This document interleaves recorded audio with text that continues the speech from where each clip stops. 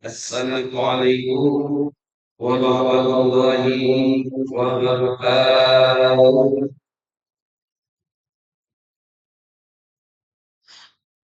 Alhamdulillah,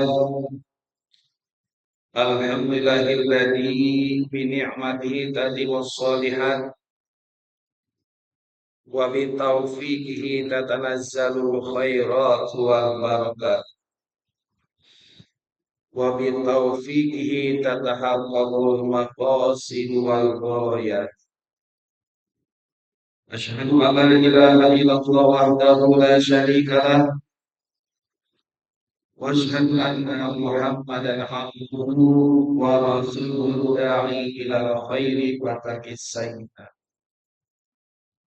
اللهم صل وسلم وبارك على سيدنا محمد خير الرسول وافضل المخلوقات وعلى اله واصحابه ومن سلك سبيل الرشاد. سبحانك لا علم لنا الا ما علمتنا innaka antal alimul hakim. Rabbi sholli sadri wa yassir li amri wahlul 'uqdatam min lisani yafqahu qawli. Rabbi zidni ilman warzuqni fahman. Ya muqallimal qulubi tsabbit qalbi ala dinika. Amma ba'd. Yang saya hormati Ketua DKM Masjid Al-Mustaqim, Bapak Mustadi beserta jajaran yang baiknya, yang saya hormati para alim, para kiai, para asatidz, lebih khusus Al-Ustaz Haji Abdul Manan, Al-Ustaz Rojana, Al-Ustaz Soeharto, Al-Ustaz Haji Sarbawi, dan para asatidz yang lainnya yang tidak saya sebutkan satu persatu, namun tidak mengurangi rasa hormat dan takdim saya. Para tokoh masyarakat, baik Bapak Aminah, Alhamdulillah, Bapak Amin Edi, Bapak RT, Bapak RW, Kepala Dusun, dan Dalullah jamaah kajian subuh Masjid Al-Mustafidin yang insya Allah kita semua dimudahkan oleh Allah Subhanahu wa Ta'ala dan dimuliakan. Amin amin ya rabbal alamin. Alhamdulillah, puji dan rasa syukur kita kehadirat Allah Subhanahu wa Ta'ala, karena dengan berbagai limpahan rahmat dan karunia-Nya kita masih diberikan keistiqomahan oleh Allah, sehingga dimudahkan langkah kaki kita dalam rangka menuju ketaatan, dalam kemudian mewujudkan rasa kecintaan kepada Allah Subhanahu wa Ta'ala, yakni dengan melaksanakan sholat subuh secara berjamaah. Mudah-mudahan ini menjadi wasilah kepada kita semua diberikan keberkahan, diberikan kemudahan dalam segala urusan, diberikan solusi atas permasalahan yang kita hadapi, dan juga kita mendapatkan rezeki yang kita tidak sangka-sangka. Salawat serta salam marilah kita sama-sama limpahkan ke kehadirat Rasulullah Muhammad sallallahu alaihi wasallam. Allahumma sholli ala Muhammad wa ala ali Muhammad. Hadirin jamaah Masjid Al-Mustaqim yang berbahagia, pada kesempatan pagi hari ini kita akan membahas bab ke-47 dari kitab Riyadhus Shalihin karya Imam An-Nawawi, tentang bab alamati hubbillahi ta'ala, tanda-tanda orang yang dicintai oleh Allah. Masih bab lagi adanya. Jadi memang ada tanda apabila hamba itu dicintai oleh Allah. Kita terkadang di dalam kehidupan rumah tangga, di dalam kehidupan keluarga kita, pasti memiliki rasa cinta kepada anak-anak kita. Ya Bu, pada cinta ke anak Nata. Ah, ya. Nah, kalau ada rasa cinta kepada anak-anak kita, maka apapun yang dia inginkan, apapun yang dia mau, itu pasti akan kita penuhi. Benar tuh? Nah, ya. Jadi begitu pun sama, apabila Allah menyayangi kita, berarti apapun yang akan kita minta, apapun yang akan kita mohonkan kepadanya, Allah pasti akan mengabulkannya. Masya Allah. Karena orang harus bisa mencintai Allah dengan sepenuh hati. Sekarang kita bahas hadis yang pertama di bab 47 ini.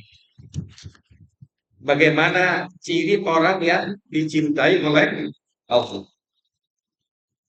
Dari Abu Hurairah radhiyallahu anhu, qala, beliau berkata,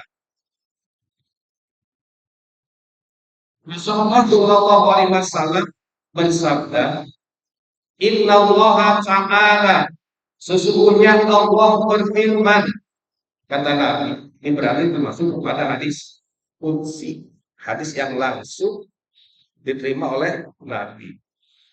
Man adali waliyan, barang siapa yang memusuhi kekasih Allah, faqad adal bil, maka aku menyatakan perang padanya. Nah, jadi barang siapa yang memusuhi wali Allah, memusuhi kekasih Allah, itu Allah akan menyatakan perang kepadanya.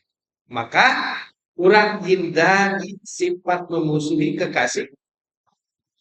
Saya kekasih Allah, yaitu wali. Wali itu adalah seseorang yang selalu mendekatkan diri kepada Allah. Seseorang yang selalu wajib perintahnya. Dia taat, dia patuh, ya, selalu bertakwa, dan juga jarang melakukan kemaksiatan. Dia tidak takut apapun yang terjadi pada dirinya. Dia pun tidak akan sedih sesuatu musibah yang menjadi atau yang menimpa pada dirinya. Tuh, di dalam surat Yunus kan dijelaskan surat ke-10 ayat 62 sampai dengan 63. A'udzu billahi minasyaitonir rajim. Bismillahirrahmanirrahim. Ala inna awliya Allahi la khawfun 'alaihim wa la hum yahzanun. Ingatlah wali-wali Allah itu la khawfun 'alaihim. Tidak ada rasa takut pada diri mereka. Ya, betul sih. Ya, ajen teu loba pandang apa sih itu. Ya, saya bae anu rek apa. Ya, terserah. Kemudian juga walau ya, dan mereka juga tidak merasa sedih. Mau aya rasa sedih karena wali, ya. Cuma orang akan pikir orang gitu, ya. Orang udah nyampe tingkatan wali lah dia kira-kira. Nah, ya, jadi lamun kita sudah mencapai derajat tingkatan wali, kekasih Allah, berarti ibadah-ibadah orang itu harus diperbaiki. Karena memang ibadah orang sekarang adalah masih ibadah zahir. Nah, ibadah zahir ini berarti diaturnya oleh fikih seperti orang melakukan sholat.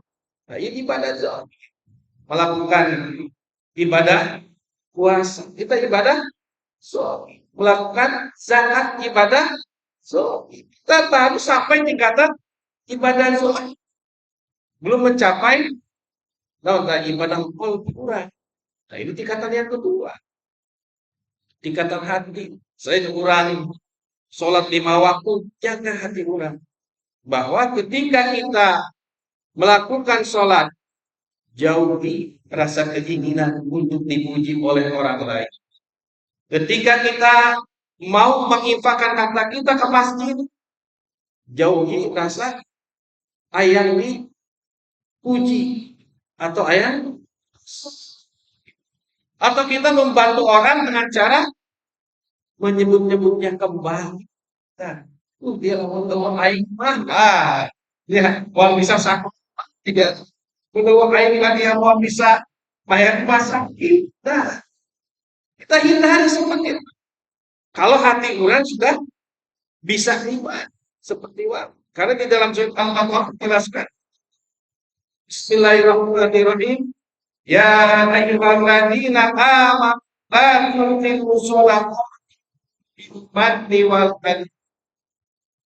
Hai orang-orang yang beriman, kata Allah, la tubtilu, janganlah kau rusak sedekahmu bil manni wal adha, dengan naunta, dengan cara menyebut-nyebutnya, dan juga dengan cara menyakiti orang yang telah kita latah, ulah rusak. Kalladzi yunfiqu malahu ri'a'an nas wa la yu'minu billahi wal yaumil akhir. Kalau orang seperti itu menyebut-nyebutnya kembali, menyakiti orang yang diberi, menyakiti orang yang dibantu, itu seperti orang yang menginfakkan hartanya itu karena ria, dan mereka tidak beriman kepada Allah dan hari akhir. Nauzubillah min dzalik. Ya harus hindari. Jadi lamun kurang menolong seseorang, lupakanlah kebaikan-kebaikan kita. Terus kajen urusan Allah. Jadi orang mulai mengharap balasan dari orang yang pernah kita tolong. Jadi lamun kurang tolong jelma, ulah berharap kurang minta tolong dari orang yang pernah kita tolong. Pasti kita akan ditolong oleh Allah Subhanahu wa ta'ala. Nah, kemana kejadian itu? Dilanjutkan oleh ayat dalam surah Al-Baqarah, famataluhu kamatalil ladzi zawwanin 'alaihi turab fa asabaha waqtu. Jadi seperti batu licin yang batu itu fa asabaha waqtu, ditimpah debu, kan numpuk tanya debu naloba. Fa asabaha waqtu, debu ditimpah teh hujan lebat. Kumaha talebuna? Masih air tuh itu kira-kira nah. Oh, ya. Fatarokahu soldak, maka tinggallah batu licin tadi. La yakiluna ala syai'in mimma kasab. Mereka tidak memperoleh apa-apa dari apa yang mereka usahakan. No, jadi nanti itu benar dan awal. Ya, karena ibadah orang harus bisa ibadah kau lepaskan segala sesuatunya. Jadi orang pula sedih, orang membantu orang lain, maka orang akan ditambah rezekinya oleh Allah Subhanahu wa ta'ala. Inilah tingkat wali. Kan pernah diceritakan ada sebuah riwayat dalam kitab Manaqibnya Imam As-Syafi'i karya Imam Al-Qurtubi, ada seorang bernama Saiban. Maka ada gitu. Saiban Ar-Ra'i. Saiban Ar-Ra'i ini adalah seorang penggembala kambing, tukang ngangon bengkok namanya. Tidak disangka seorang yang penggembala kambing ini ternyata dia adalah gurunya Imam As-Syafi'i. Coba Masya Allah. Tuh, makanya kan itu Imam Hambal. Coba sebutkan guru-guru Imam As-Syafi'i, disebut Fulan bin Fulan, Fulan bin Fulan. Terakhir Saiban Ar-Ra'i. Bingung Imam Ahmad. Saiban Ar-Ra'i saha ieu jenanya. Saya karena baru dengar ini Saiban Ar-Ra'i siapa? Saiban Ar-Ra'i adalah seseorang malaikat. Imam As-Syafi'i yang sudah mustahil, yang sudah akhir tinggi, umur 12 tahun sudah bisa hafal. Imam Syafi'inya luar biasa.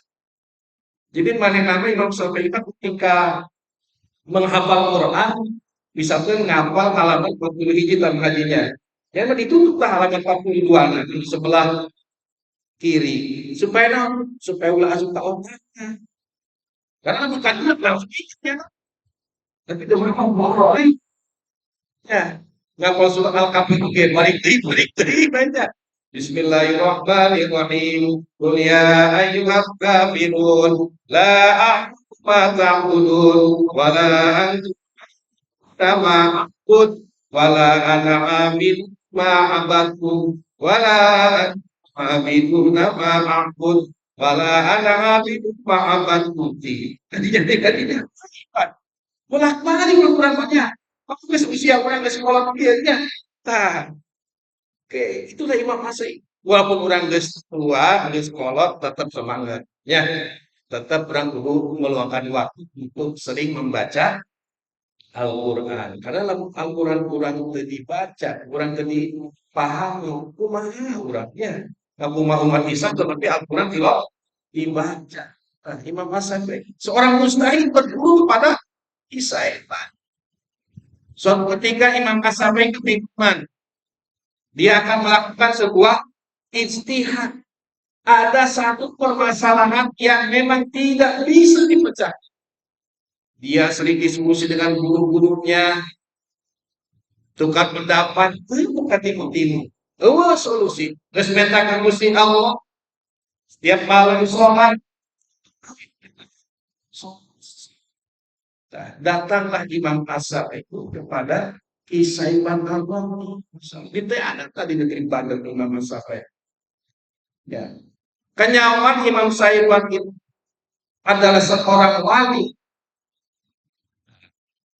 Pertama cirinya karena yadhabu ila Jum'ah. Kisah apabila mau melaksanakan ibadah sholat Jumat, nah, mana nama kan pengembala kambing, tapi beta loba gitunya. Cuma digaris dulu simpen ya sebagai pagar supaya bilang aman-aman. Tekudu nyentang punya nama kisah Evan mah tekudu nyentang cuma digaris set beta pakai tongkatna beureunya naon mah. Apa yang terjadi ketika selesai sholat Jumat?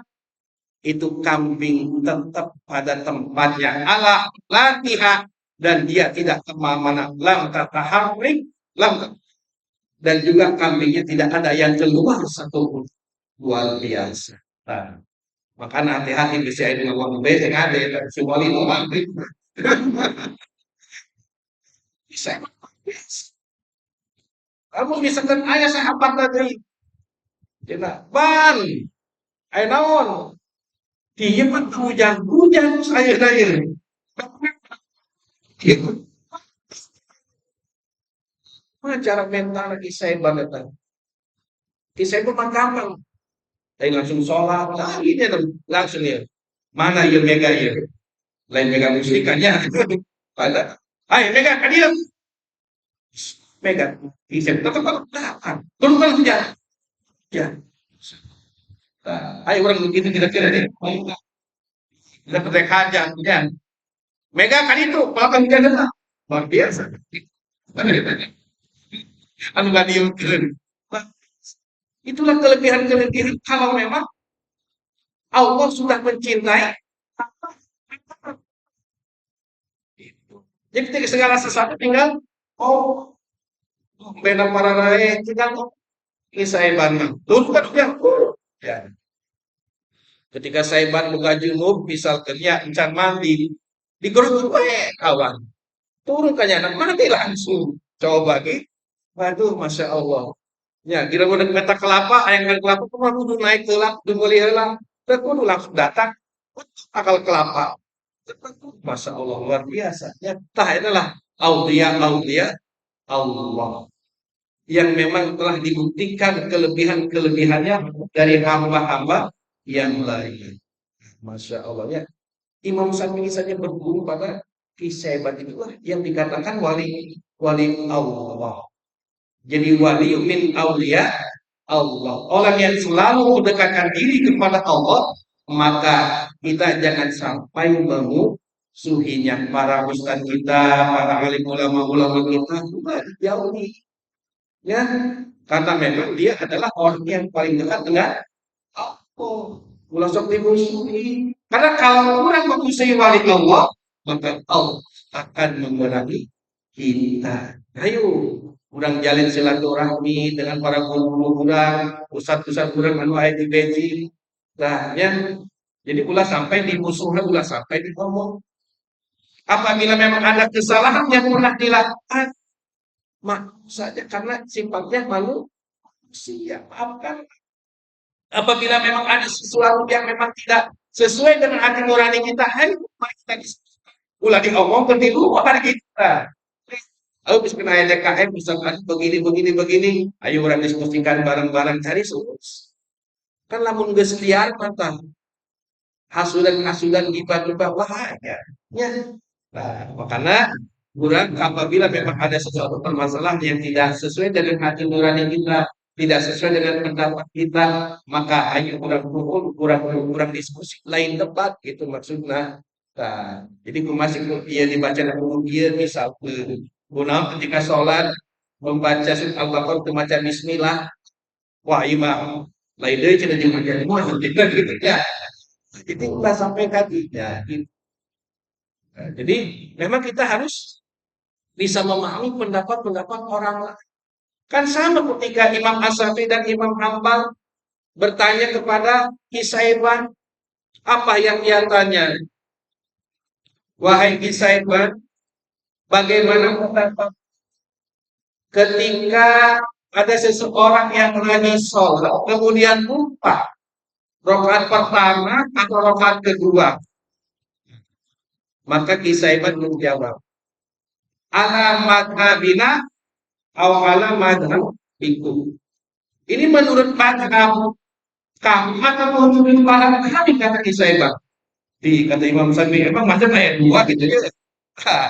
Ya. Coba kamu menurut madhab kami gimana, kata Imam Syafi'i. Kalau menurut madhab kamu, Imam Syafi'i dan Imam bahwa apabila kita melakukan sholat rakaat kedua pertama, rakaat ketiga atau rakaat kedua, maka kita ambil yang nah, itu menurut. Nah, bagaimana menurut pendapat pada Kisaiban? Nah, orang yang melakukan sholat, kemudian orang tersebut lupa, maka orang itu sholatnya tidak serius dan dia tidak sungguh-sungguh dalam melaksanakannya. Maka hukumannya itu dia harus sholat malam selama 1 tahun. Coba tuh, mari Allah karena lagi. Ya, kesalahan sekali ibadahnya terus bertambah sampai satu. Ayo kira-kira dibilang ini lah. Terus sholat berpuasa. Ya, kan hari cek fikih mah ketika orang lupa, ulang ambil rakaat sedikit, terakhir kita sujud sahwi.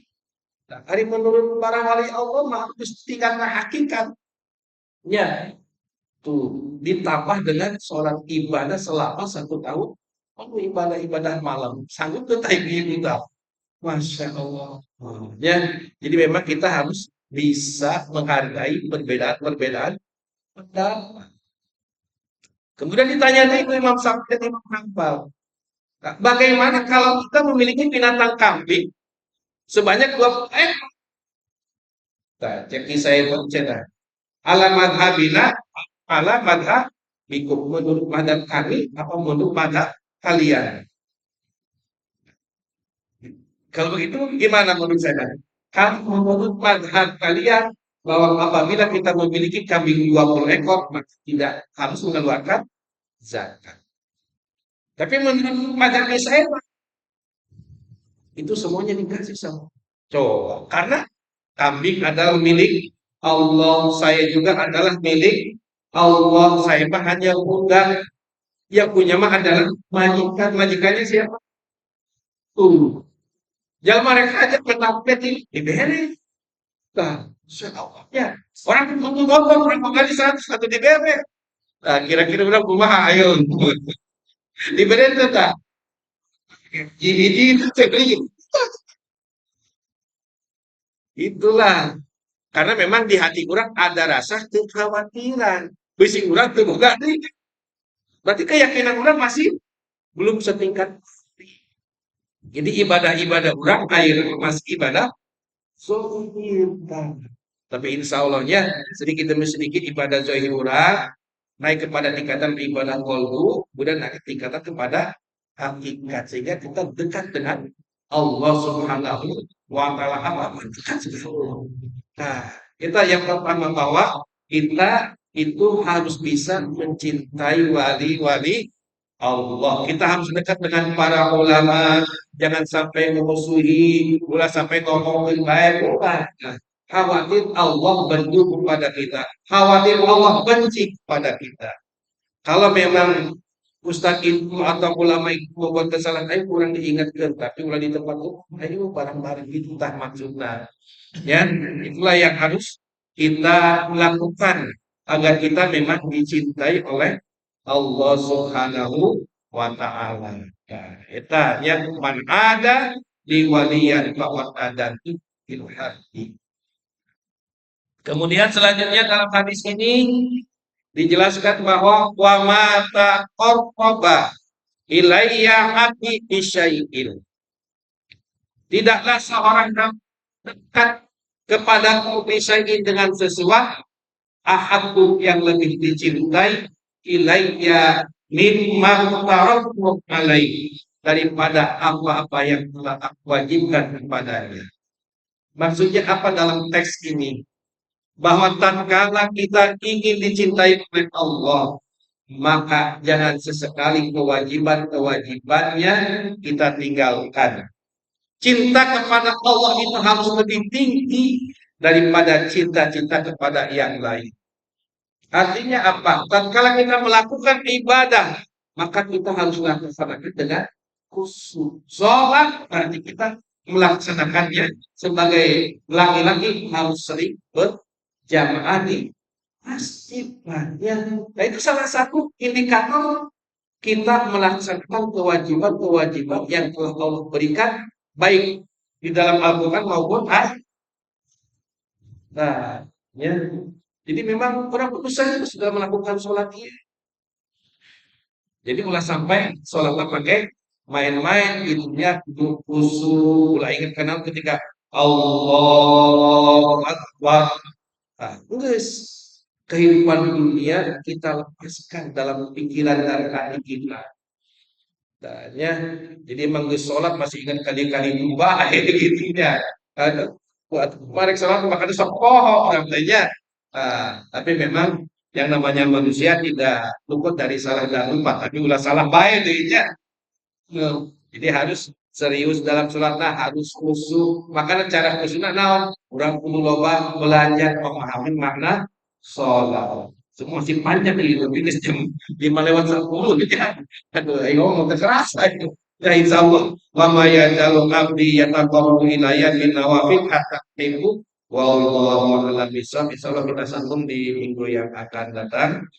Mudah-mudahan apa yang saya sampaikan bisa bermanfaat untuk diri saya pribadi khususnya dan kemudian untuk jamaah sekalian, dan mudah-mudahan Allah bimbing kita untuk selalu mencintai para ulama, mencintai para asatid-asatid yang ada di kampung kita, sehingga Allah tidak benci kepada kita semua, insya Allah. Dan juga kita selalu diberikan keistiqomahan agar kita menjalankan sholat lima waktu secara berjamaah dan juga ditambah dengan ibadah-ibadah sunnah yang lainnya.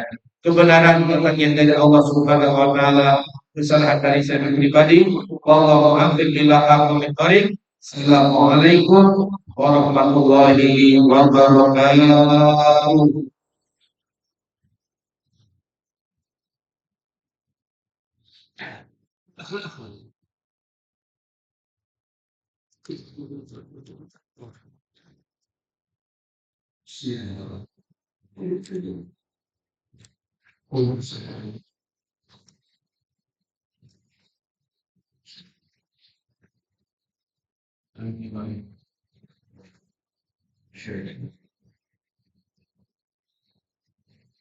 Ya Allah,